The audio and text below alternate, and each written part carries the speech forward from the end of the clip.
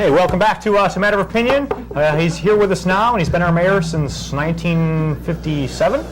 Close, real close. The IT administration. He's Peter Brownell, and he's right here. How you doing, sir? Hi, Peter. It's nice to see Good you. to see you. For coming with us tonight. It was close. 1957 was close, but actually it's been about 7 months. 7 months. Yeah. And has it been a fast 7 months, or is it dragging a small, hairy butt? I had a reporter come by the other day and said, I want to do an interview, and I said, why is that? And he said, you've been here 6 months already. And it was like yesterday. So it's going by real fast.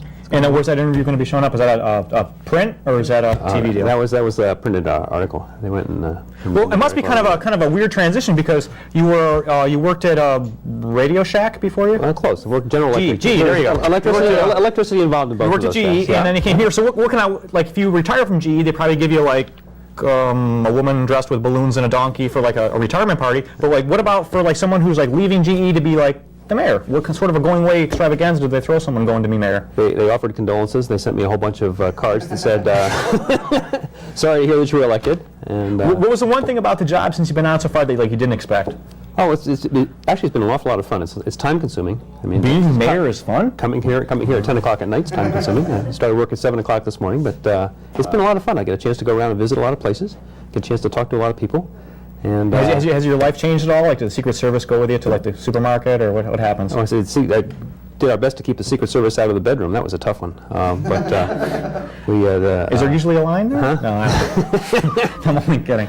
No. But in any case, now it's kind of strange, because certainly certain things happen that you don't expect, and for one is that now your daughter's dating Bob, who's in Motel Brown, right? That could well be. You can ask her. Well, I was hoping to get some information from you. Oh, okay. No, but in any case, is that kind of strange? That like, do you go and listen to your daughter's boyfriend's band? I mean, do people see the mayor all the time, dancing regularly? All the time. So I need her to give me the advice on which the good bands to hear. I can imagine that would be the case. So it's an excellent job. It keeps me straight. That's good to hear. Yeah. We all should be kept straight when you really think about it. Yeah. There you go. Now, I saw on today's paper. This Walmart thing. I thought you were going to talk about the well-dressed. I came all the way down here today to figure out how I should be dressed for this program. I came down to watch it. It's casual. You got kind of like the Sears back to school look going. It looks fine. You look good. You look good. Kind of like an Anderson little kind of young menswear kind of thing. Now this is kind of nice. It took me 45 minutes to figure out what to put on tonight. So. Is there going to be a dress code? No, there never was. All I did was ask people to figure out whether or not in their individual areas that it's something that they wanted to talk about. So they're not looking pretty shabby. It's just that you want everyone to look one way. No, I asked each individual person to go back to their offices and talk with their own employees as to whether or not they felt that the dress code was something that made a difference to them. Because it says here that you're looking for them to get crew cuts and wear gray jumpsuits. That's not true. It says I wear ties to bed too. I don't know. Now this Walmart thing. Yeah. And I know you're wanting to like stay and let the chips fall where they may. But what have you heard in terms of why don't people want Walmarts around here? Well, Walmart it's a big store, and certainly people that have businesses downtown would rather not have a big business as a competitor. A lot of people would like to have a Walmart store there, and say that it'll bring prices down. It's a good place to go shopping. So there's two sides to that one. When something like happens, just using this as an example, where you're somehow reported as being not taking a stance, or that you're letting things fall where they may. Do you find that's just part of prioritizing, right? It's not a matter in this particular case, it's a matter of as the program matures and we watch how much money we spend, and these guys are going to court. You got to remember. So every time we get a report back from what's going on in court, we change our strategy and decide whether or not we got a good chance of winning. Not a good chance of winning. Is it worth pouring a whole bunch of more money into it if we think we're not going to win? So there are decisions that need to be made on a regular basis. I think it's a mistake to sit there and say no matter what it costs, we're going to go absolutely like lemmings off the cliff. Put every dollar we've got into this thing, and regardless of how it turns out. So I'm just saying it's important to watch it, and we'll monitor as it goes on and make decisions as the things unfold. Kind of like on top of the tower, just pouring hot tar over whoever seems to be walking past. That kind of thing. Just letting that go. Have you seen Peter Clavel since you've taken office? No, he's down in the Virgin Islands. He and his wife and kids moved down there for a year. He's detox. No.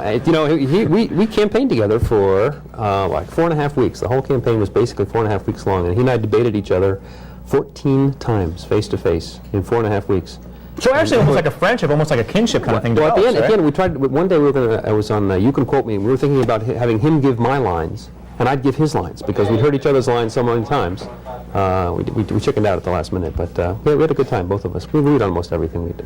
I'm sure to a large extent you did, and it seems as though that certainly common views are being held right now. Let's take a call, okay? You have a question for Peter? I have to frame my condemnation of him into a question. Mr. Brownell, when you just said that, so there's two sides to that, which seems to be your answer for everything, is that there's two sides to it, meaning that you're on neither side and you don't take a stand, unless it's racist, which you did in the campaign, or that kind of stuff. Can you get to your question? When you say there's two sides to it, you're not talking as the mayor, you're talking as some consumer who might want to shop downtown or might want to shop out there. But you're supposed to protect the interests of the city. I want to know what you're doing to do that. So in terms of, I say, it's always tough, there's two sides to this question, and to sit there and say everything is black and white. There are a lot of people that like to believe everything is black or everything is white. This question is a little bit more difficult than that, particularly since we're in a position of fighting guys in Williston. And I mean, if the Williston Select Board decided to hire a lawyer to fight our development, we'd probably be pretty upset.